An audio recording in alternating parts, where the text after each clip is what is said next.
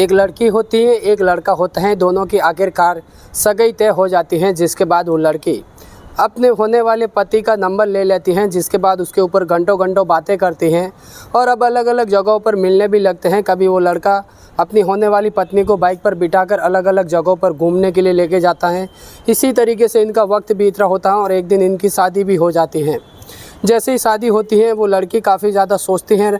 जब सुहागरात का टाइम आता है, वो लड़का जब उसके पास आता है और जैसे ही पास में आता है, वो लड़की अब अपने पति से संबंध बनाने के लिए कहती है और जैसे ही उसके कपड़े खोलती हैं तो वहीं पर वो बेहोश हो जाती हैं। जिसके बाद वो सोचने पर मजबूर हो जाती हैं और देखते ही देखते ये कहानी सोशल मीडिया पे भी काफ़ी ज़्यादा वायरल हो जाती हैं। आखिर उस रात ऐसा क्या हुआ था, पूरी कहानी इस वीडियो के माध्यम से आप सभी को विस्तार से बताऊंगा।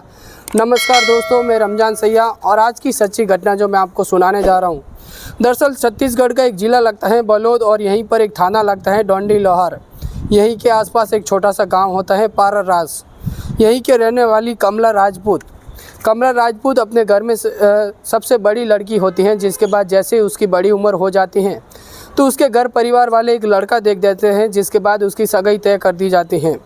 सगाई करने वाला लड़का जो होता है लाजपति राजपूत दूर का रहने वाला होता है। उनके साथ जो है सगाई तय हो जाती है। जिसके बाद कमला राजपूत अपने पति लाजपति राजपूत के साथ जो है नंबर एक्सचेंज कर देती है। जिसके बाद आए दिन अब दोनों जो है घंटों घंटों पर फ़ोन पर बातें किया करते थे। इसी को लेकर जब इनकी दोस्ती गहरी हो जाती है, जिसके बाद कमला राजपूत अपने होने वाले पति लाजपति राजपूत की बाइक पर बैठकर अलग अलग जगहों पर घूमती हैं और इसी तरीके से इनका वक्त बीत रहा होता है।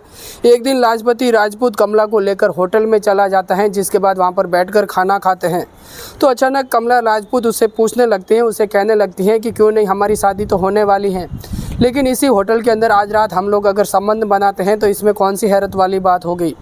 आखिरकार लाजपति राजपूत अपनी होने वाली पत्नी कमला राजपूत से कहती हैं कि हम दोनों संबंध नहीं बना सकते हैं, हमारी बहुत ही जल्दी शादी होने वाली है और सुहागरात के दिन हमारे संबंध बनेंगे तो उसमें काफ़ी ज़्यादा अच्छी होगी, अब पहले संबंध बनाना हमारे लिए ठीक नहीं होगा। आखिरकार कमला राजपूत सोचते हैं कि हमारा होने वाला पति लाजपति राजपूत जो है वो काफ़ी अच्छे स्वभाव का है, उसकी जो सोच है वो काफ़ी ऊपर की सोच है और इसी तरीके का व्यक्ति जो है मुझे काफ़ी ज़्यादा पसंद है। आखिरकार दोनों जन अपने अपने घर पर आ जाते हैं। जिसके बाद अलग अलग जगहों पर और भी मिलते हैं, लेकिन धीरे धीरे वक्त बीतने के साथ एक दिन आखिरकार इन दोनों के बीच में 2015 के दिन शादी तय हो जाती है। और जैसे ही शादी होती है कमला राजपूत अपने मायके चली जाती हैं और रात भर जब वो उसे अपने पति लाजपति राजपूत का इंतज़ार कर रही होती हैं तो 12-1 बजे के आसपास जो है लाजपति राजपूत अपनी पत्नी कमला राजपूत के कमरे में आता है। जिसके बाद उससे बातचीत करता है और बात करने के बाद उसके आसपास ही जो है सो जाता है। अब कमला राजपूत सोचने लगती है कि आखिर ये सो क्यों गए हैं। तो वो सोचती है पहले कि रात भर हम लोग सोए नहीं हैं, इसकी वजह से काफ़ी ज़्यादा थक गए होंगे, इन्हें नींद आ गई होगी, आज इन्हें हम सोने दे देते हैं, लेकिन कल इनसे पूछेंगे और इनसे बातचीत करेंगे कि आखिर तुम कल सो क्यों गए थे, लेकिन जो हमारे बीच शादी के बाद जो रिलेशन होना चाहिए वो हम कल देखेंगे। आखिरकार अगली सुबह होती है, लाजपति राजपूत से कमला राजपूत बातचीत करने की कोशिश करते हैं, लेकिन लाजपति राजपूत काफ़ी ज़्यादा बिजी होने की वजह से कमला राजपूत उससे बातचीत नहीं कर पाती हैं। लेकिन जैसे ही अगली रात होती है तो कमला राजपूत अभी अपना पति का इंतज़ार कर रही होती हैं कि कब वो आएंगे और हमारे दोनों के बीच में जो है संबंध बनेंगे। आखिरकार लाजपति राजपूत अपनी पत्नी कमला के राजपूत के कमरे में आता है, जिसके बाद उससे बातचीत करने लगता है। और तो कमला राजपूत उससे कहती हैं कि कल तुम जल्दी सो गए थे, आज जल्दी मत सोना, आज तुम जो है मेरे साथ संबंध बनाना। आखिरकार लाजपति राजपूत अपनी होने वाली पत्नी कमला राजपूत से कहता है कि तुम एक काम करो, तुम जो शादी करने के बाद जैसे ही मेरे साथ आई हो तो तुम घर का काम करो और घर का काम करके तुम जो है खाना पीना खाओ, बड़े आराम से रहो, लेकिन ये सब कुछ जो है ठीक नहीं है, दोनों के बीच में संबंध बनाना मैं इन सब को जो है उचित नहीं मानता हूँ। तुम अपने काम के हिसाब से काम करो, मैं अपने काम के हिसाब से काम करता हूँ, तुम्हें किसी चीज़ की कमी होगी तो मुझे कह देना। जैसे ये बात कमला राजपूत सुनती हैं तो वो हैरत अंगेज हो जाती हैं। जिसके बाद अपने पति के साथ लाजपति राजपूत के साथ वो ज़बरदस्ती करने की कोशिश करती हैं। जैसे उसके पैंट खोलती हैं, उसे निजी अंगों को सहलाने लगती हैं तो कमला राजपूत को समझने में देर नहीं लगती है, वो सोचने में मजबूर हो जाती हैं। वो देखती हैं कि मेरा पति जो है नपुंसक है और इसे मैं कितनी भी कोशिश करूँगा तो ये मेरे साथ संबंध बनाने के लिए तैयार नहीं होगा। आखिरकार कमला राजपूत काफ़ी ज़्यादा गुस्सा हो जाती हैं। जिसके बाद वो सो जाती हैं और जैसे अगली सुबह होती है तो वो अपनी देवरानी से जाकर पूछती है कि तुम्हारा जो देवर है वो आखिरकार नपुंसक टाइप का आदमी है। मैं उसके साथ संबंध बनाने की रात को कोशिश करती हूँ, लेकिन वो हिलता डुलता बिल्कुल भी नहीं है, किसी तरीके से उसके स्वभाव भी नहीं लगते हैं कि वो मेरे साथ संबंध बनाएंगे। आखिरकार उसकी बड़ी देवरानी कहती है कि हाँ, हम इसका इलाज करवा रहे हैं, बहुत ही जल्दी ये ठीक हो जाएगा, जिसके बाद तुम्हारे साथ संबंध भी बनाएगा और सब कुछ ठीक हो जाएगा। कमला राजपूत अपनी देवरानी से कहती हैं कि कहाँ से ठीक होगा, हम हमारा वंश कैसे बढ़ाएंगे, हम जो है इस तरीके से इनके साथ कैसे रह पाएंगे। आखिरकार पूरे 12 से 15 दिन गुजरते हैं और 15 दिन गुजरने के बाद कमला राजपूत एक दिन अपने मायके जाती हैं, तो वहाँ पर अपने मायके वालों से वो साफ साफ इनकार कर देती हैं कि अगली बार मैं अपने ससुराल बिल्कुल भी नहीं जाऊँगी। जब उसके घर परिवार वाले उससे पूछने की कोशिश करते हैं तो कमला राजपूत ये कहने लगती हैं कि मुझे इसके बारे में कुछ पता नहीं है, मैं सिर्फ इतना जानती हूँ कि आज के बाद मैं मेरे पति लाजपति राजपूत के पास आज के बाद कभी नहीं जाऊँगी। आखिरकार उसके घर वाले उसे कह देते हैं कि अगर तुम यहाँ रहना चाहती हो तो फिर तुम्हें काम धंधा करना, अपना पेट खुद को पालना होगा। इसी तरीके से कमला राजपूत आखिरकार 2015 से वो शुरुआत कर लेती हैं, अपने काम पर लग जाती हैं, अलग अलग जगहों पर मजदूरी करती हैं, तो कभी नरेगा के ऊपर जाते हैं। इसी तरीके से वो अपना वक्त बिता रही होती हैं और वो अपना सर्वाइव करके अपने मायके के अंदर रह रही होती हैं। इसी तरीके से धीरे धीरे वक्त बीत रहा होता है और वक्त बीतने के साथ ही एक दिन 2018 के अंदर जब वो नरेगा के अंदर काम पर जा रही होती है, तो वहीं के आसपास का रहने वाला नैनी चंद्र चाऊ नाम का एक व्यक्ति होता है जो तरोद का रहने वाला होता है। उसी जगह पर वो काम कर रहा होता है और यहीं पर जो काम कमला राजपूत कर रही होती है कि नरेगा के अंदर कमला राजपूत और नैमी चंद्र साहू के दोनों के बीच में बातचीत होने लगती है और बात का सिलसिला इतना गहरा हो जाता है कि दोनों एक दूसरे के फ़ोन नंबर ले लेते हैं और इसके बाद दोनों फ़ोन पर बातें करने लगते हैं। अब धीरे धीरे वक्त बीतता है। वक्त बीतने के साथ नैमी चंद्र साहू एक दिन कमला राजपूत को बुलाता है, जिसके बाद उसके साथ संबंध बना लेता है। अब ये संबंध का सिलसिला स्टार्ट हो जाता है, जिसके बाद कमला राजपूत को भी घर पर रोकने टोकने वाला कोई नहीं होता है। अब अलग अलग जगहों पर कमला राजपूत और नैमी चंद्र साहू बैठकर बाइक पर घूमने जाते हैं, अलग अलग जगह पर संबंध बनाते हैं।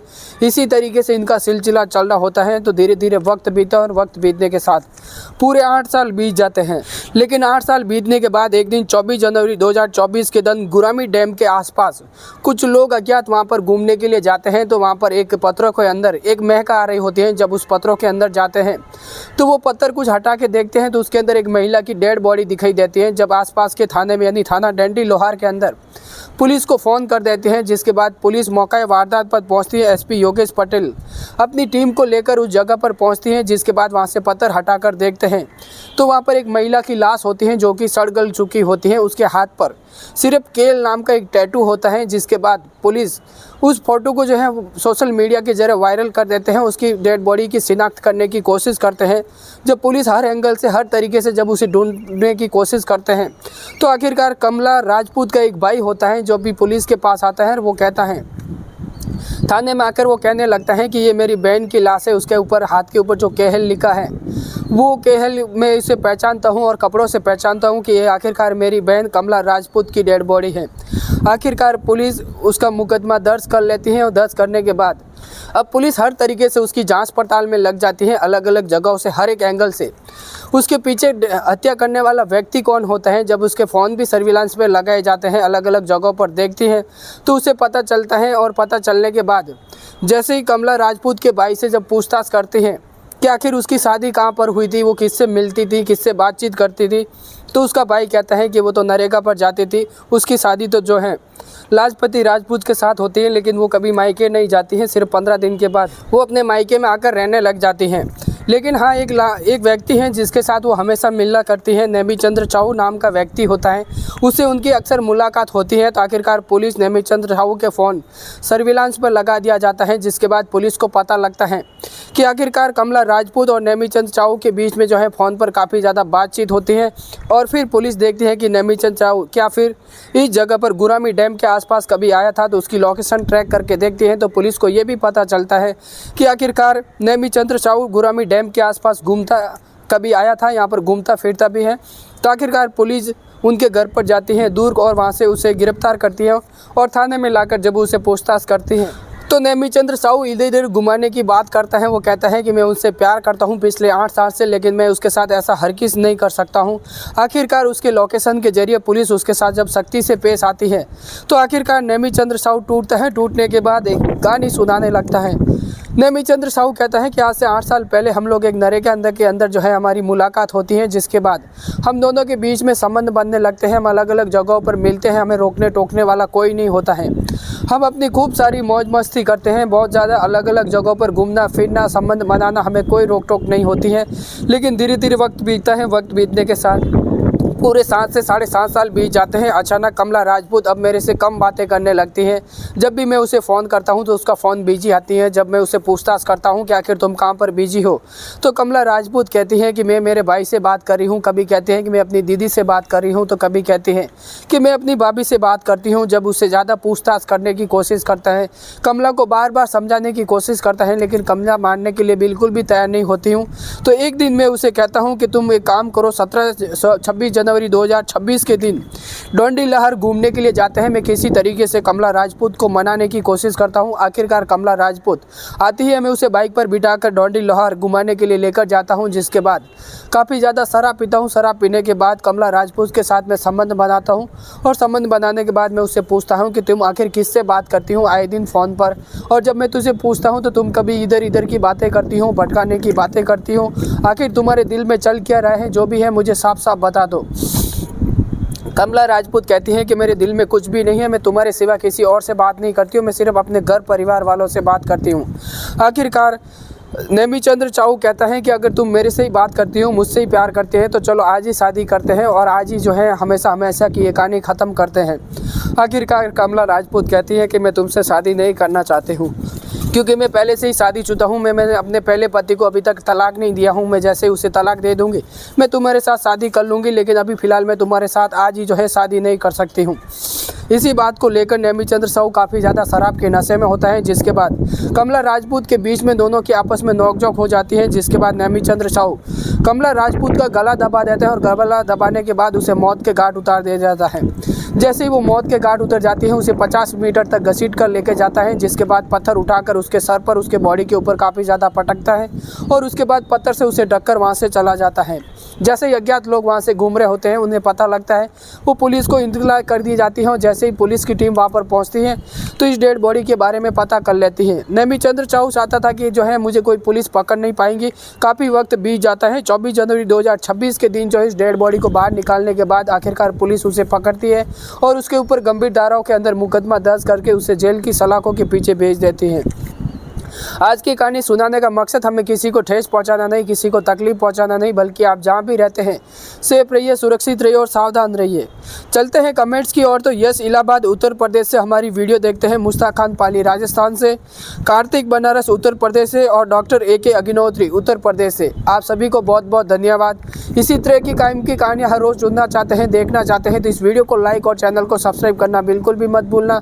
मिलते हैं आपसे अगली वीडियो के अंदर, तब तक के लिए दीजिए हमें इजाज़त। जय हिंद, जय जवान।